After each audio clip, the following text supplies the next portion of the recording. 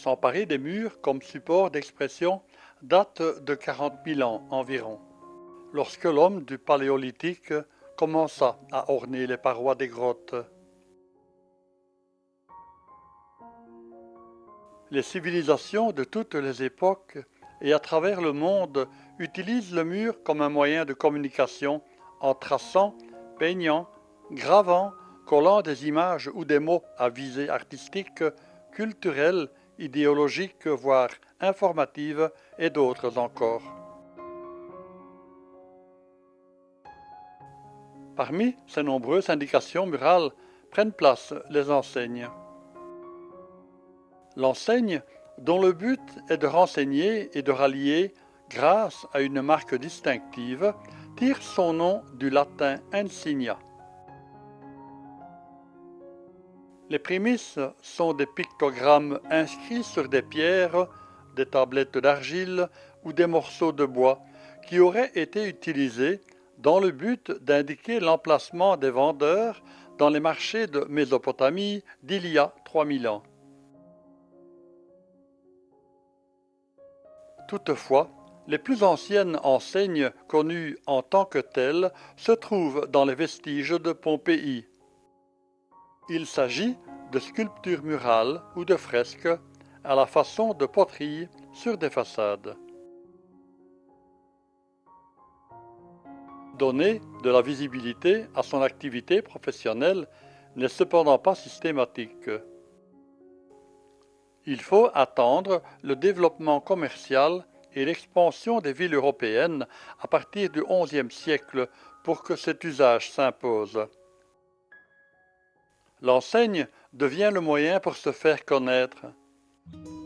Elle arbore alors un symbole, un emblème sculpté ou peint à même la façade, visible uniquement en passant à proximité.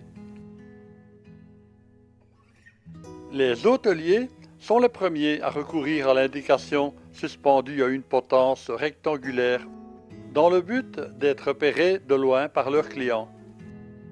Et ils ne tardent pas à être imités par d'autres confréries. La multiplicité de ce genre d'enseignes durant les XVIIe et XVIIIe siècles engendre une législation encadrant son utilisation, sa taille et sa propriété intellectuelle. Au XIXe siècle, ce sont les noms qui envahissent les murs. Le nom des rues devient systématiquement indiqué sur les plaques émaillées bleues à partir de 1844, tandis que les habitations se voient équipées de numéros. Les écriteaux et autres pancartes multiplient les indications de lieux particuliers et de directions d'accès.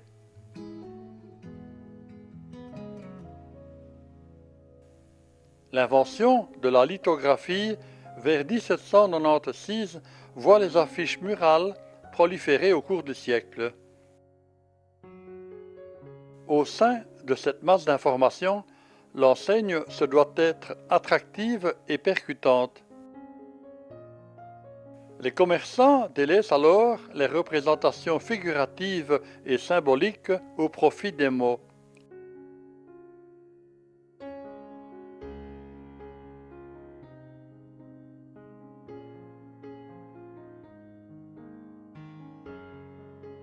Les lettres de tailles importantes gagnent les façades, généralement au-dessus de la porte d'entrée, et il n'est pas rare que le commerce soit indiqué sur plusieurs faces du même bâtiment.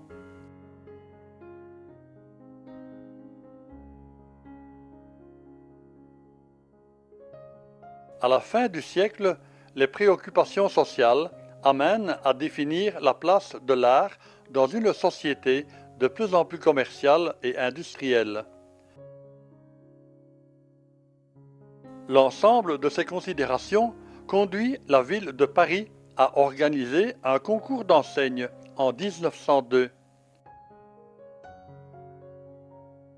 Il rassemble des projets et des réalisations de nombreux artistes non professionnels de l'enseigne, puisqu'il fait appel aux peintres, aux sculpteurs, graveurs et architectes dans le but de consacrer leur talent à l'ornementation de la rue.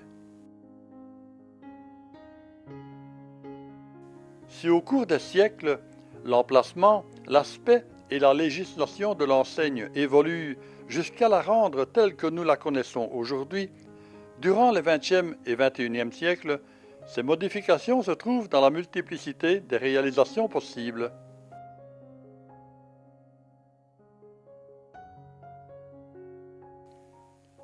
Divers matériaux comme le bois, le laiton, le cuivre, l'inox, le plexiglas ou encore le PVC permettent des lettres adhésives en relief, emboîtées, fixées sur un caisson pouvant être rétroéclairées ou éclairées point par point ou par éclairage direct et d'autres encore. Toutefois, depuis quelques années, profitant de l'engouement pour le rétro et le vintage, les lettres peintes font leur retour. Longtemps considéré comme l'homme du barbouillage, ce regain d'intérêt élève enfin le créateur au statut d'artisan artiste en reconnaissant la maîtrise technique et la créativité nécessaires à sa profession.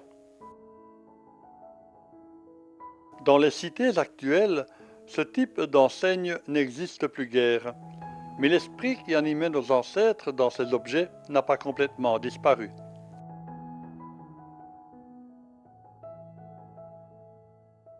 En offrant une évocation joyeuse de l'atmosphère des rues d'autrefois, les commerçants de certains villages ayant conservé au fil du temps leurs vieilles maisons, font revivre par le biais de ces enseignes en fer forgé le temps passé pour attirer l'attention du passant.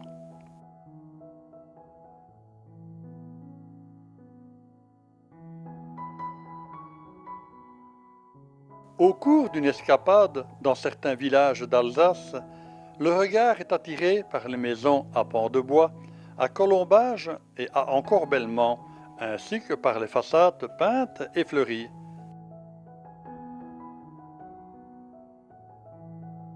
Bien sûr, on a plutôt tendance à regarder devant soi pour se frayer un chemin à travers la multitude des touristes que les cars déversent chaque jour à la saison.